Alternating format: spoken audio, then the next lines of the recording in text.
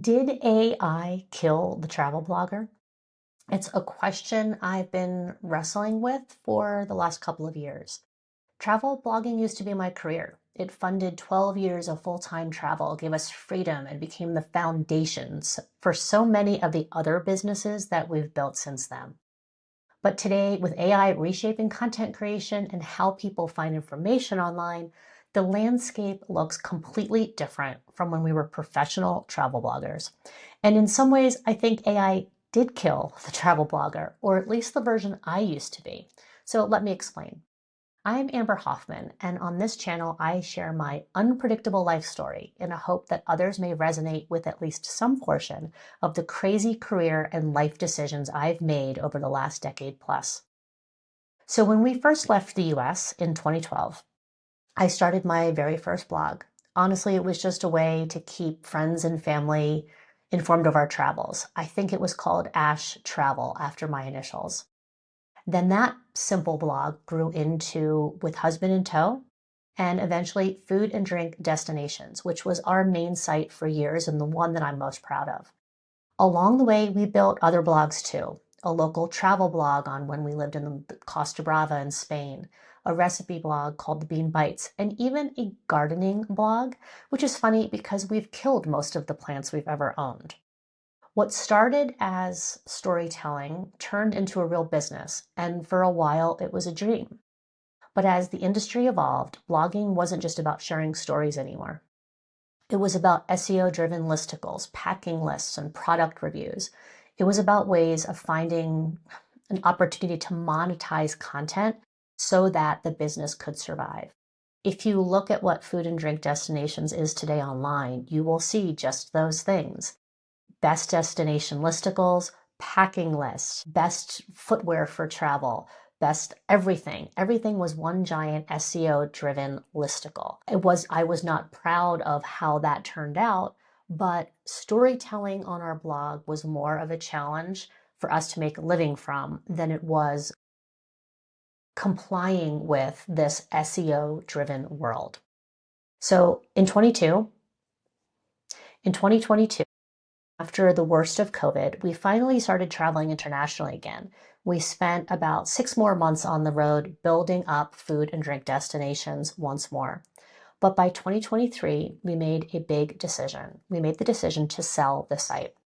Part of that decision was driven by what we saw as the looming threat of AI. It also had to do with the shifting sands of Google algorithms. We had at one point the year prior woken up on an August morning and had lost 60% of our traffic overnight for no reason. I could no longer live in a world where Google controlled everything about our income and our livelihood. But we also saw the early effects of ChatGPT and AI sort of taking over the industry. We felt that market shift. And honestly, we were right to sell when we did.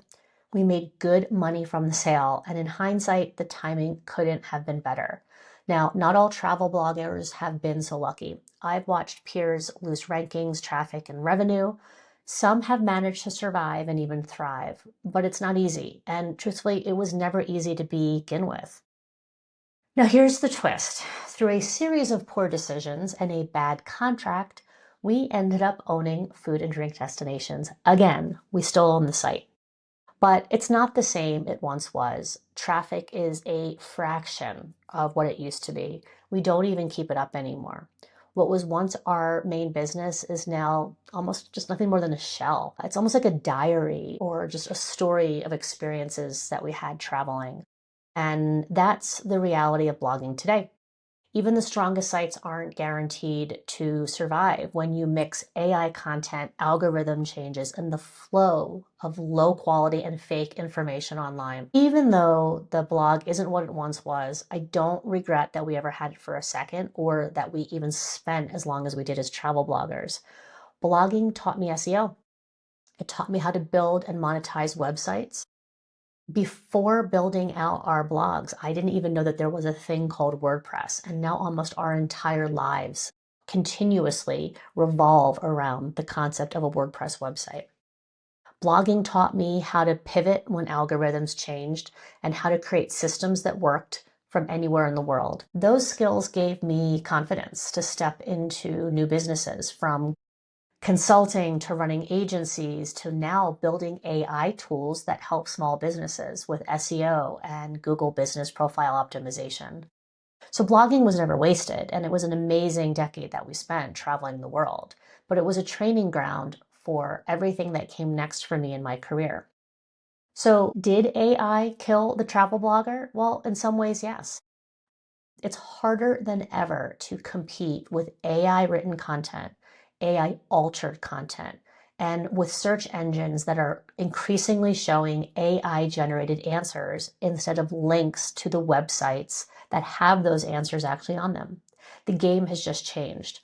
But here's what I believe: people are going to start to crave authenticity again.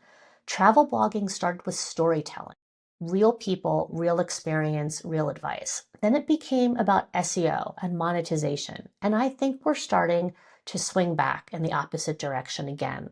The future of travel blogging may not be massive SEO driven listicles. It may become storytelling once again, personal stories, real voices. That's something that AI can't fully replicate, at least yet. So, where does that leave me? We still think about creating content and content about travel and food, but we don't yet know what kind of content will be relevant or where it will live in the next 3 to 5 years. And that uncertainty is real for us and everyone else in the blogging industry. But here's what I do know: adaptability is survival. Blogging gave me the foundation to pivot to new industries, to new jobs, and to new businesses. And as AI reshapes the digital world, it'll do the same for others. Opportunities may die, platforms may change, but possibility never disappears. The key is to take the skills you've built and be willing to reinvent. Whether you're a current or former travel blogger, an entrepreneur, or a recovering attorney like me, and if any of this resonates with you, subscribe because I have more stories to tell.